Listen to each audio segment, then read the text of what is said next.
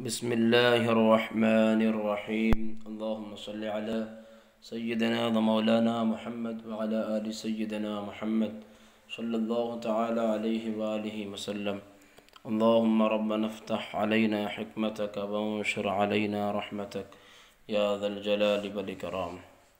محترم طالبان علوم میں نبویہ، آج کا یہ ہمارا چھٹا سبق ہے، اور اس سے قبل اسباق میں ہم نے آپ کے سامنے بڑی ہی تفصیل کے ساتھ 7 اقسام اور 6 اقسام کو بیان کیا۔ آج ہمارا سبق باب دوم میں فصل دوم سے ہے۔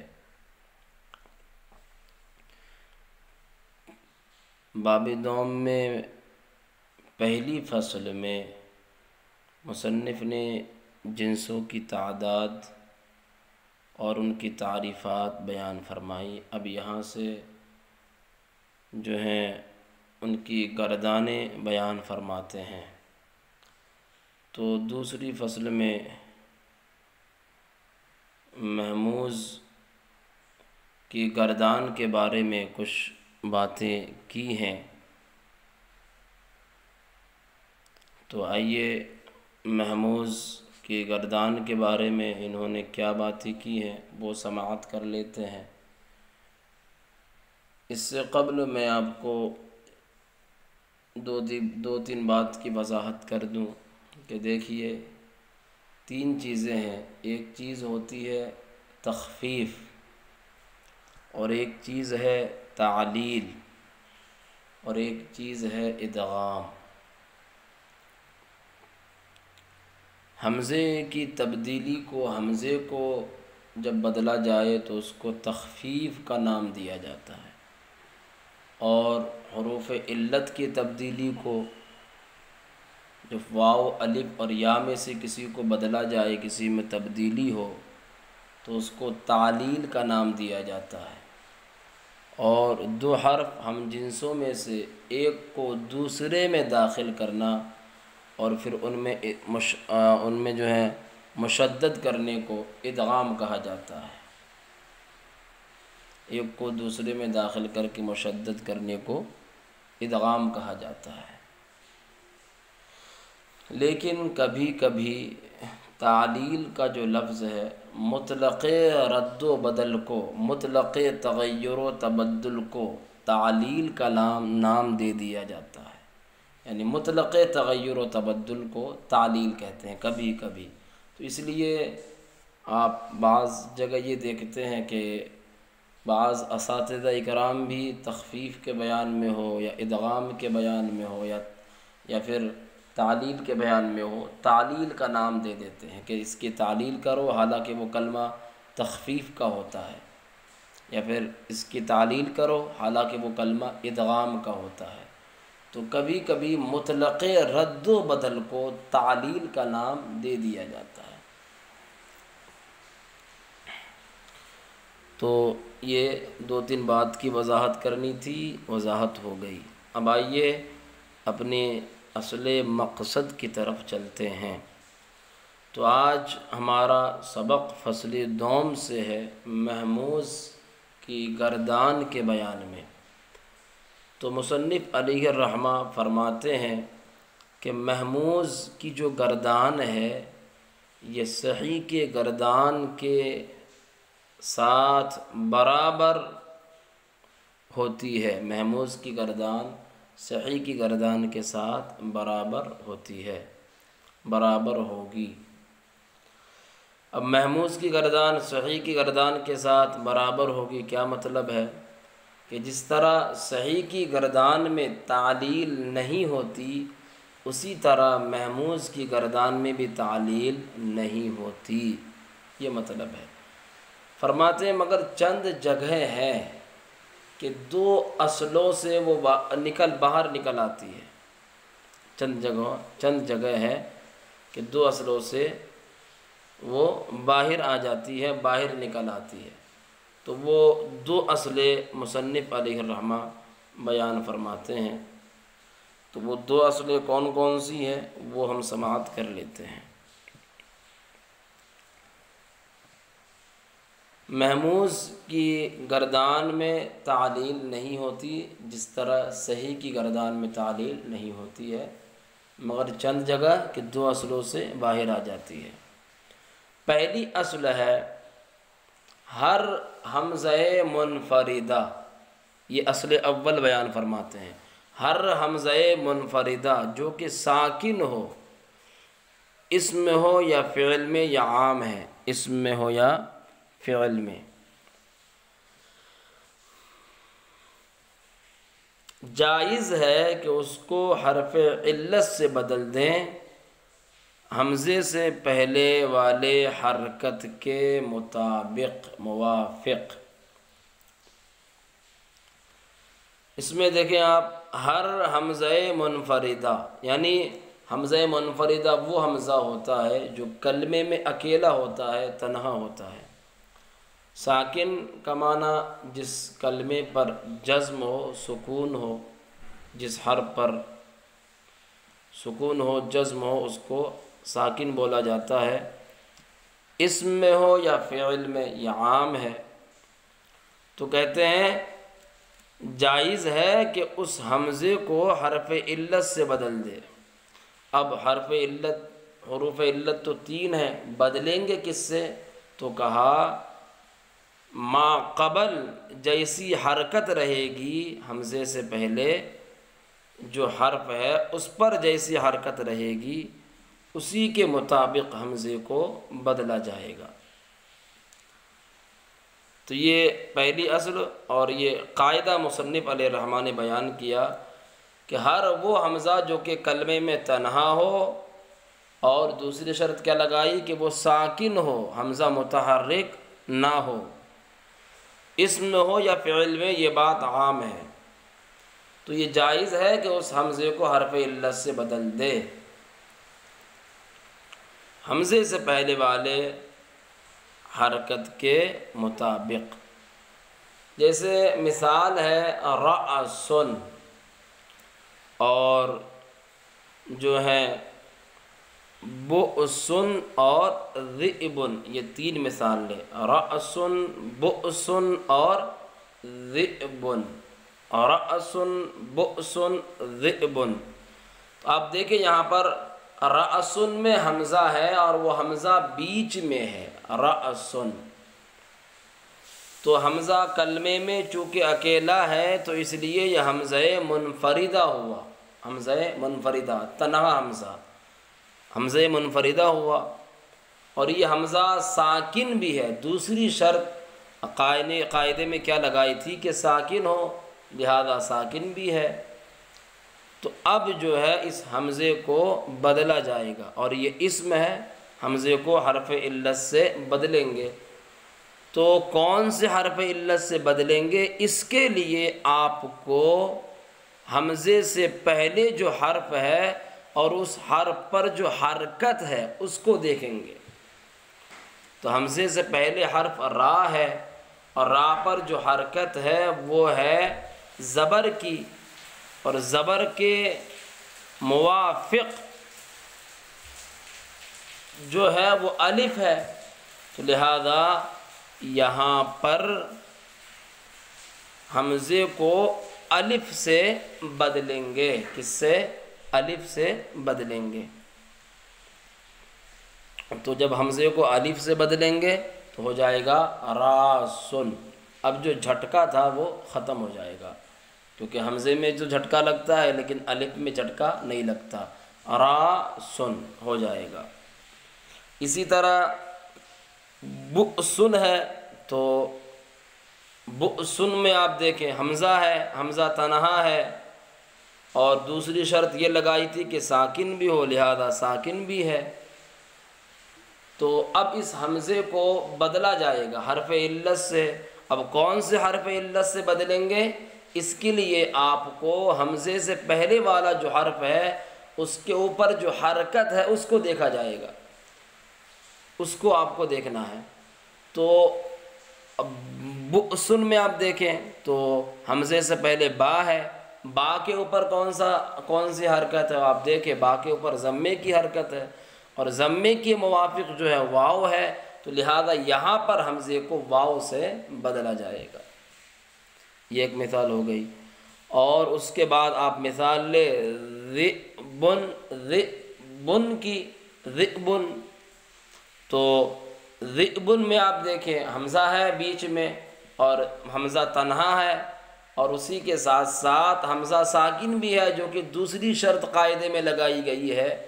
تو لہذا اب آپ حرف علت سے اس کو بدلیں گے۔ کون سے حرف علت سے بدلیں گے؟ تو اس کے لیے آپ کو ما قبل دیکھنا ہے۔ تو آپ چلیے ما قبل دیکھیں، تو اس سے پہلے ذال ہے، اور ذال کے اوپر کی حرکت کو آپ کو دیکھنی ہے۔ تو ذال کے اوپر جو حرکت ہے، ذال کے نیچے جو حرکت ہے وہ ہے زیر کی، اور زیر کے موافق نہ الف ہے نہ واو ہے، بلکہ زیر کے موافق جو ہے وہ یا ہے۔ تو لہذا جب زیر کے موافق یا ہے تو اب حمزے کو آپ کو یا سے بدلنا ہے۔ تو لہذا جب یا سے بدلیں گے تو ذئبن کے بجائے ذیبن ہو جائے گا، اور اسی طرح بؤسن کے بجائے بوسن ہو جائے گا۔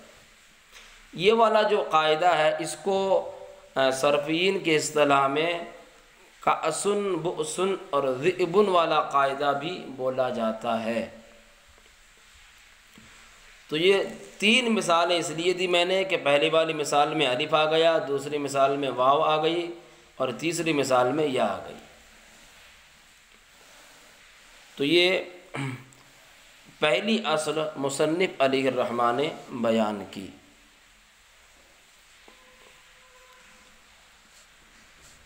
اس پہلی اصل کا ترجمہ دیکھ لیتے ہیں فصل دوم سے۔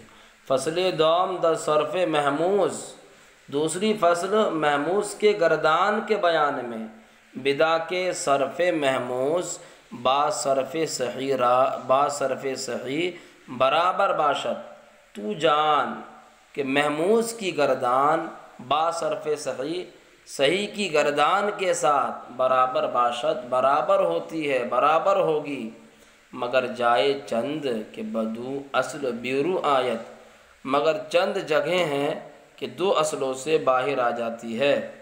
اصل اول، پہلی اصل، ہر حمزہ منفردہ کے ساکن باشد، ہر وہ حمزہ جو کہ تنہا ہو کلمے میں اور کے ساکن باشد، اور وہ ساکن بھی ہو، در اسم یا در فعل روا باشد، اسم میں ہو یا فعل میں ہو تو کہتے ہیں روا باشد۔ روا کا معنی جائز، جائز ہے کہ اورا بدل کنند، کہ اس کو بدل دیں بحرف علت، حرف علت سے، بر وفق حرکت ما قبل حمزہ،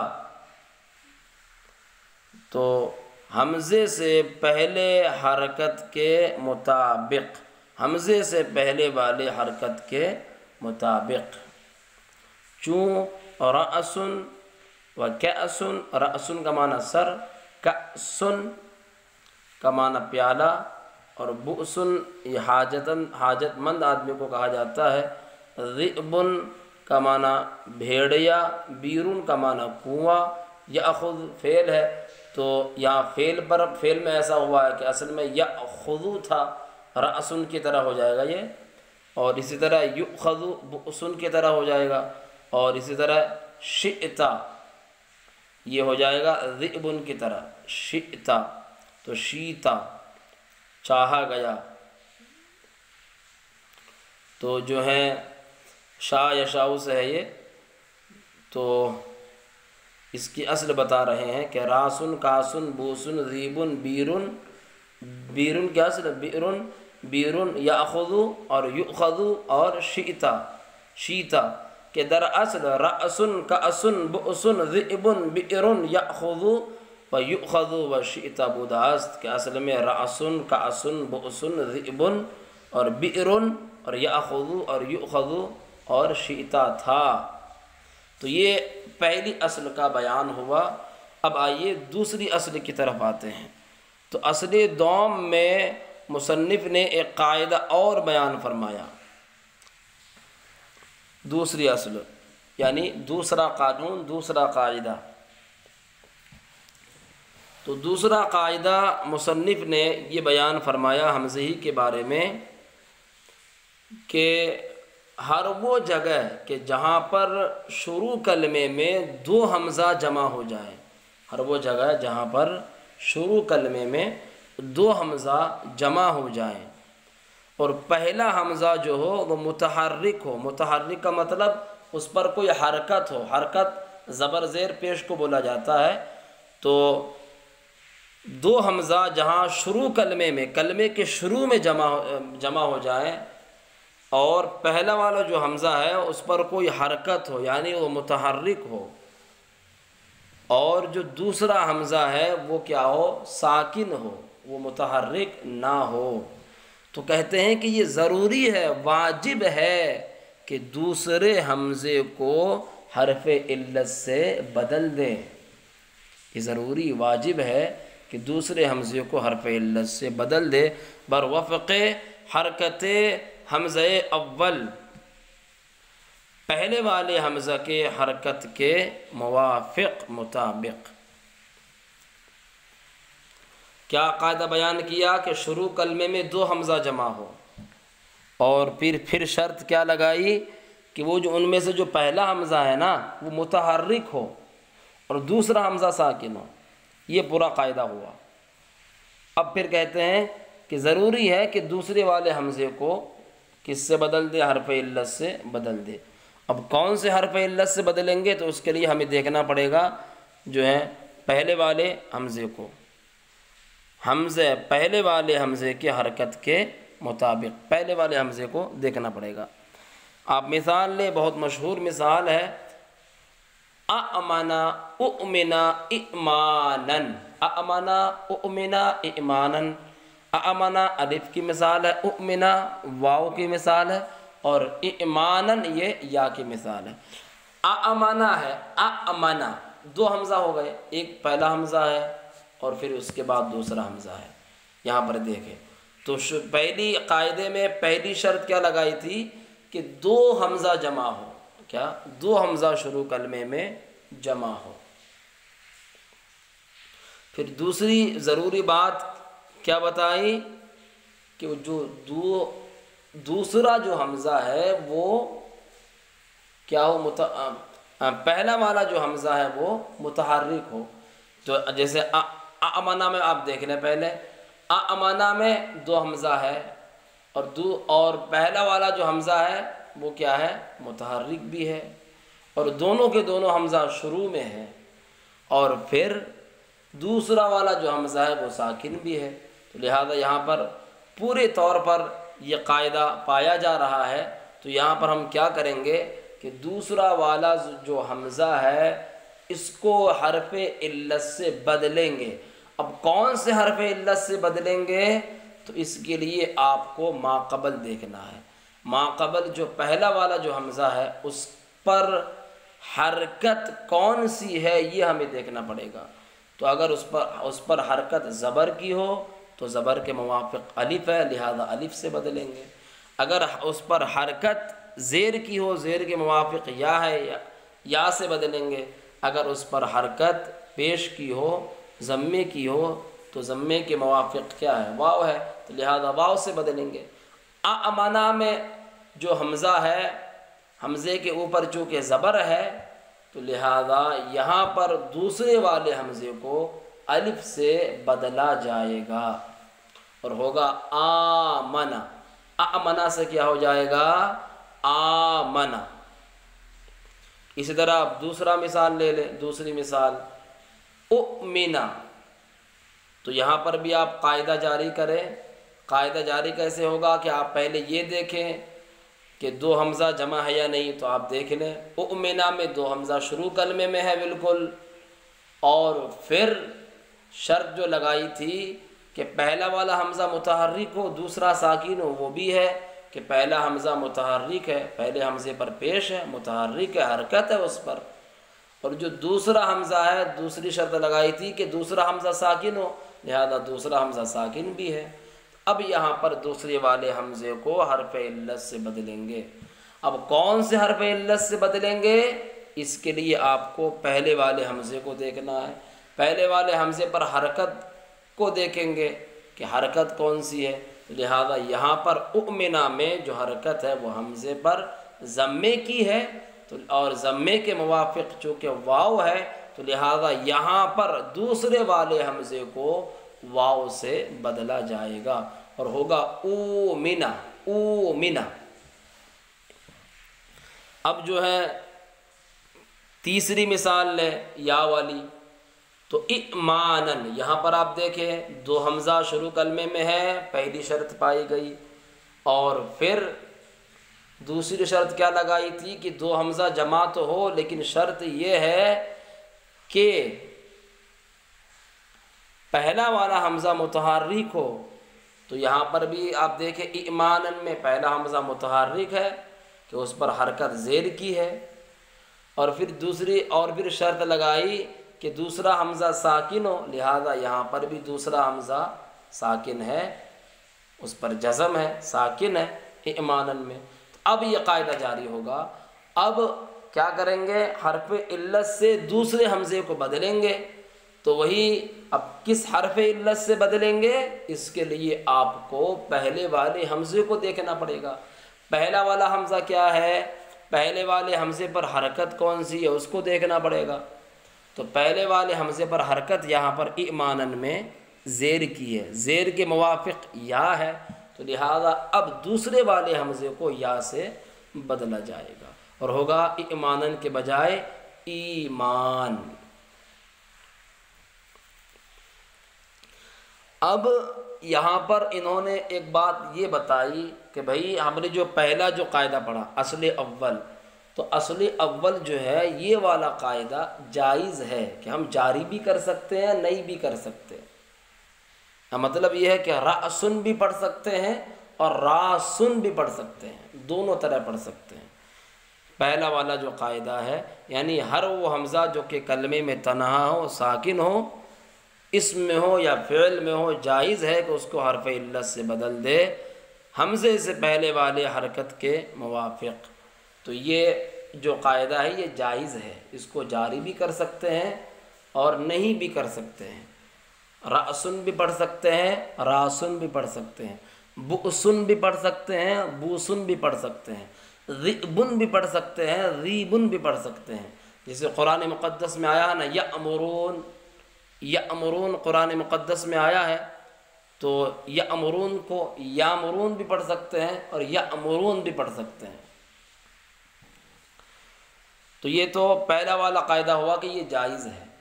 دوسرا والا جو قاعدہ بیان کیا اصل دوم، تو یہ واجب ہے، مصنف نے بیان فرمایا کہ یہ کیا ہے، واجب ہے، اس کو جاری کرنا ضروری ہے۔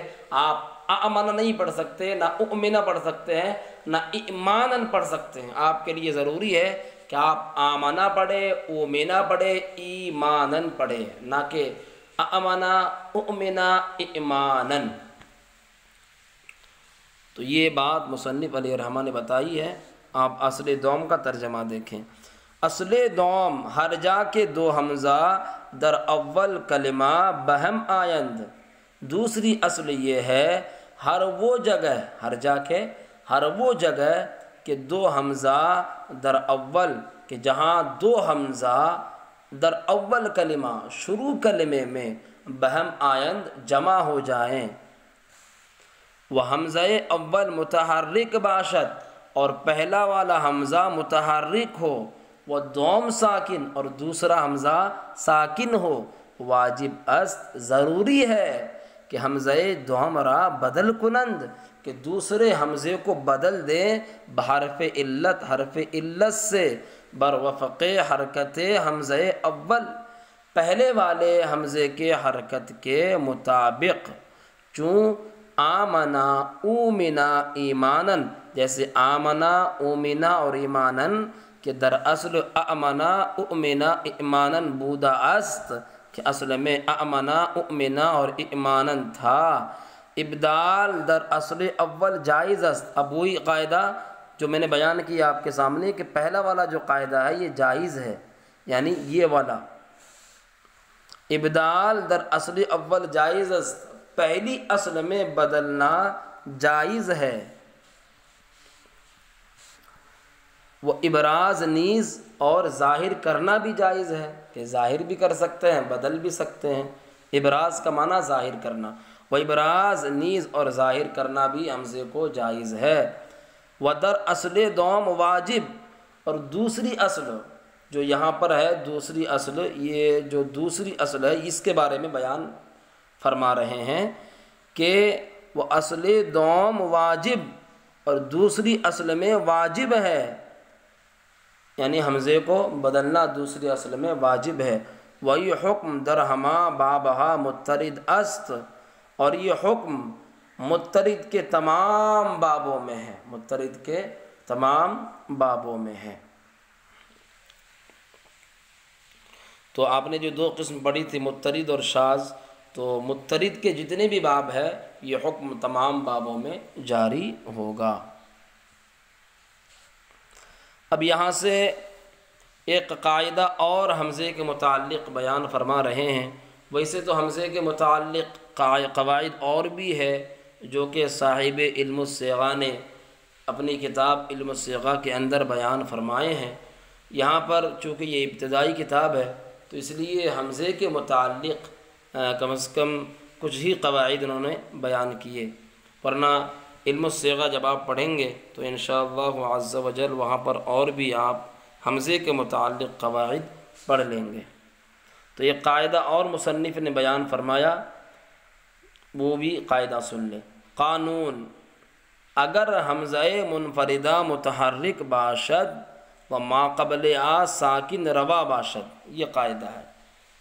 قاعدہ یہ بیان کیا کہ اگر حمزہ منفردہ متحرک ہو، پہلا والا جو آپ نے قاعدہ پڑھا تھا وہاں پر بھی حمزہ منفردہ تھا، لیکن وہاں پر حمزہ منفردہ ساکن تھا، اصل اول میں جو آپ نے پڑھا۔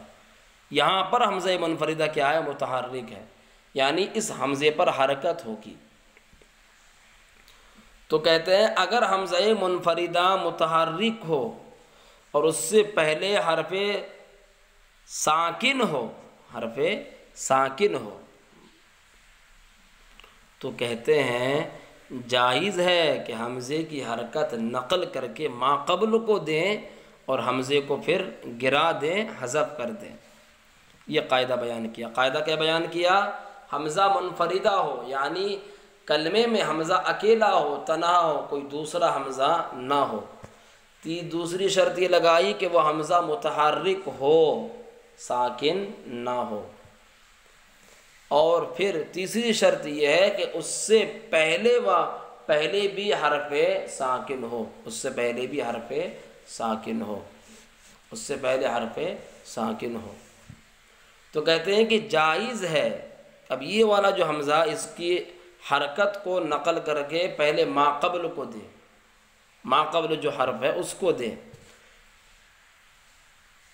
پھر حمزے کو کیا کر دیں گے؟ حمزے کو گرا دیں گے۔ جیسے آپ مثال لے لیں یسألو، کیا؟ یسألو، تو یسألو میں آپ دیکھیں یسألو، حمزہ دیکھیں تیسرے نمبر پر حمزہ ہے کلمے میں۔ حمزہ کیا ہے؟ تنہا ہے۔ حمزہ تنہا ہے اور اس کے بعد میں حمزہ متحرک بھی ہے، اس پر حرکت ہے زبر کی۔ پھر اس کے ساتھ ساتھ یہ بھی ہے کہ اس حمزے سے پہلے جو سین ہے وہ کیا ہے؟ ساکن ہے۔ لہذا شرطیں پائی گئیں قاعدے کی، اور قاعدے میں جو قیود بیان کیے گئے وہ تمام کے تمام پائے گئے۔ تو لہذا آپ کیا کریں گے؟ یسألو میں جو حمزہ ہے اس کی حرکت جو زبر ہے اس کو نقل کر کے ما قبل کو دیں گے، سین کو دیں گے، تو ہوگا حمزہ جو ہے ساکن ہو جائے گا۔ تو لہذا اب حمزے کو گرا دیں گے تو ہو جائے گا یسألو سے یسألو، کیا ہوگا؟ یسألو، یسألو، حمزہ نہیں آئے گا، یسألو۔ اور دوسری مثال دی قد افلح، کیا؟ قد افلح، تو دیکھیں آپ قد افلح میں، قد افلح حمزہ ہے قد افلح میں،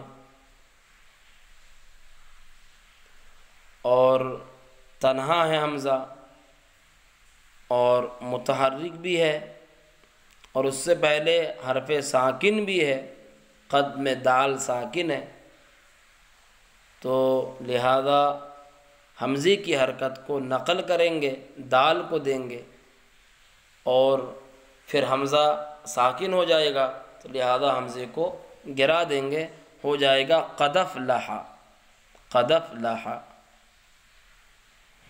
تو قد افلح ہو جائے گا، یہ قاعدہ بیان ہوا۔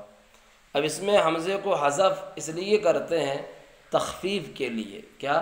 تخفیف کے لیے حمزے کو گرا، حمزہ جس کلمے میں رہے وہ کلمہ ثقیل ہوتا ہے، تو حمزے کو گرا دینے سے خفت پیدا ہو جاتی ہے، تو لہذا تخفیف کے غرض سے حمزے کو گراتے ہیں۔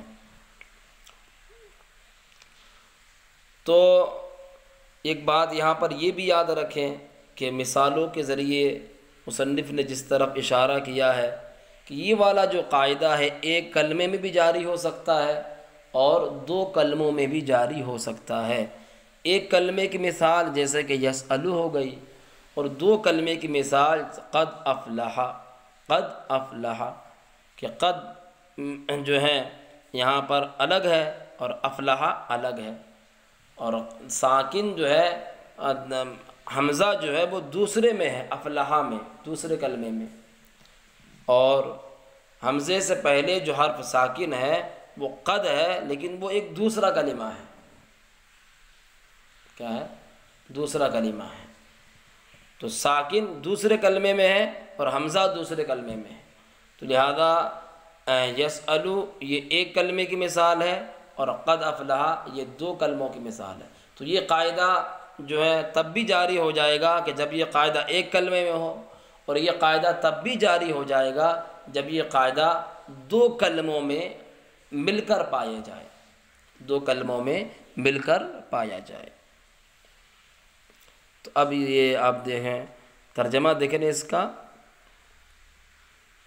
قانون، قاعدہ، اگر حمزہ منفردہ متحرک باشد، اگر حمزہ منفردہ متحرک ہو، وہ ما قبل ساکن، اور اس سے پہلے حرف ساکن ہو، روا باشد، جائز ہے کہ حرکت حمزہ نقل کردہ بما قبل دہند، کہ حمزے کی حرکت نقل کردہ نقل کرتے ہوئے بما قبل دہند، ما قبل کو دے دیں، وہ حمزہ را حذف کنند، اور حمزے کو حذف کر دیں، برائے تخفیف، تخفیف کے لیے یعنی ہلکا کرنے کے لیے، کلمے کو ہلکا کرنے کے لیے، چوں یسألو و قد افلح، جیسے یسألو اور قد افلح، کہ دراصل یسألو و قد افلح بوداست، کہ اصل میں یسألو اور قد افلح تھا۔ تو سامعین محترم و عزیز طلبہ، یہ ہمارا محموز کی جو گردان کے بارے میں جو قواعد بیان کیے گئے وہ ختم ہو گئے، اور کل سے انشاءاللہ معطل کی جو گردانیں ہیں ان میں جو تعلیلات ہیں وہ بیان ہوں گی۔